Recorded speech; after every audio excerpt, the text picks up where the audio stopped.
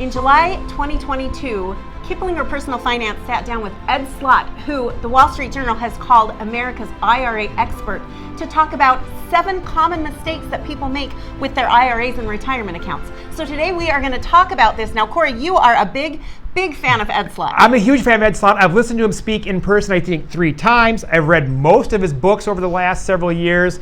I watch his programs every year on PBS. He's very well known. As Amber mentioned, the Wall Street Journal has called him America's IRA expert. So when I saw the Ed Slott article, I read it. I said, this is all spot on. Our viewers need to hear these words. We tell these to our clients already, but we'll reach a lot more people with this video. The first thing that Ed talks about in these 7 most common IRA mistakes is not planning for the second half. Now, what does that mean? What are we talking about? We're talking about the IRA game, right? There are 2 halves to the IRA game, Amber. The first half is growing those accounts, okay? The second half is now pulling money from them. And what Ed Slott points out is it doesn't matter how much money you have in your IRA. What really matters is how much you get to keep after taxes. So in the first half, we're all worried about what's the return rate. In the second half, we need to be far more interested in what is the tax rate.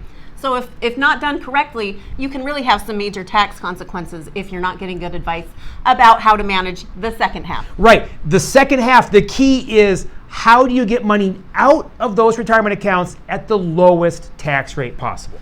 The second thing Ed Slott points out is converting to a Roth IRA all at once. Now, we have talked to our viewers and to our clients about this. You don't want to convert everything to a Roth IRA all at once. There can be major tax consequences with that. Amber, our most popular video to date by far with tens of thousands of views is how to do a Roth conversion. 5 steps to a Roth conversion. In there, we explain how to do that step by step, little by little, year by year, until eventually you've got the bulk of your retirement account in the Roth IRA. Doing it all at once, you could easily lose 50% in taxes all in 1 year. Bad idea. So make sure that you have competent advice when you are contemplating converting to a Roth IRA. Exactly. Number 3 talks about exceeding Roth IRA income limits. Now, we are not talking about a conversion like we talked about in number 2. We are talking about contributions to IRAs. There are income limits that limit who can contribute to a Roth IRA. Essentially, if you make too much money, you cannot put money into a Roth IRA and get those tax-free benefits. But as Amber mentioned, income limits do not apply to the conversion. So you can convert at any income level, but you can only make those contributions, those $6,000 a year, $7,000 a year contributions, depending on your income limits. And what Ed Slott is saying here, Amber, is a lot of people, they'll make those contributions during the year, and they go to do their taxes in April and realize, oops, we're not eligible to do that, and they have to try to go unwind all that. So here's the simple solution, right?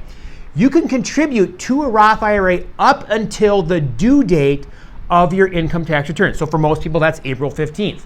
So just wait until then, right? If you think you're going to be close, those income limits for 2022, you begin to lose your eligibility to contribute to a Roth IRA if you make more than $129,000 as a single individual or $204,000 as a married couple. So they start to phase out all the way down to 0. So again, if you're gonna be close to those limits, just wait until you do your taxes and then make the contribution based on your tax return income. Now, this is just applying to a Roth IRA Correct. contribution. There are different rules that govern traditional IRA contributions, but for a Roth IRA, there are these very specific income limits. Mistake number 4 is doing indirect rollovers. Now, Ed Slott says nobody should ever do indirect rollovers. So what are we talking about here? An indirect rollover, Amber, is when someone has money in a retirement account, TSP, 401k, 403b, TSA, 457, whatever, and they're trying to get that into an IRA. An indirect rollover occurs when the financial institution sends the money to the employee first. The employee then has 60 days to put that money into their IRA. Lots of problems happen, right? There's a lot of things that can go wrong in 60 days.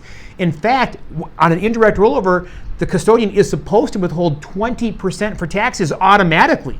Well, you have to now put that in the account to make yourself whole. So you have to come up with the 20% they withheld just to get it back to where it needs to be. So what Ed Slott is saying is what we tell all of the people we work with is we need to do a direct rollover. That is, company A sends it to company B. It doesn't go to you, right? It goes from company A to company B. It's not a taxable event at that time. So make sure if you are doing a rollover that the check never comes to you in your name. Right. If that is happening, that's a real problem. And remember, if you're under 59.5, you have other penalties if you do it this way. Right, you're gonna have a 10% penalty if you're under 59.5 trying to do this. So that's all way too messy. Just have company A send it to company B, it's simple. Mistake number 5 is forgetting to account for all of your RMDs. Now, we all know that at age 72 now is the most current rule that you have to start taking RMDs. This is a real problem for some people. And why is that? So Amber, the required minimum distributions do kick in at 72. The problem that Ed Slott points out in this article, and we've also seen it with some of our clients, is you might have multiple retirement accounts. You might have an old 401k, you might have an IRA, you might have your current employer if you're still working at 72, and there are different rules for those, and people forget that they have to do it on all of their accounts. So what we're seeing is people will have an IRA and they'll take it from that, but they'll forget that they had this 401k at the former employer, they forget to take it from that. The other confusion occurs is if you are over age 72 and currently employed, and you're currently in your current employer's 401k plan, you may not have to take a distribution from that plan. But you still have to take a distribution from any prior 401k or any other IRA or any other retirement account. So there's a lot of confusion here. You need to have a good advisor to help you figure out how much you have to have taken out. Now, we do point out, if you have 3 different retirement accounts, you can take the total required distribution from just one, but it has to be the total of all 3. So really having a competent advisor who can advise you on taxes and on all of your retirement needs is the key to this one. Mm-hmm. Mistake number 6 is ignoring qualified charitable distributions. Now, what is that? What are we talking about here? The IRS calls these QCDs, and what these are, Amber, is this is a way for you to get money out of your IRA completely tax-free to a charity of your choice. Now, a lot of people will take money from their IRAs, they get a required minimum distribution, for example, and then they'll turn around and write a check to charity. Well, most people are itemizing on their tax return, so they get no tax deduction for that.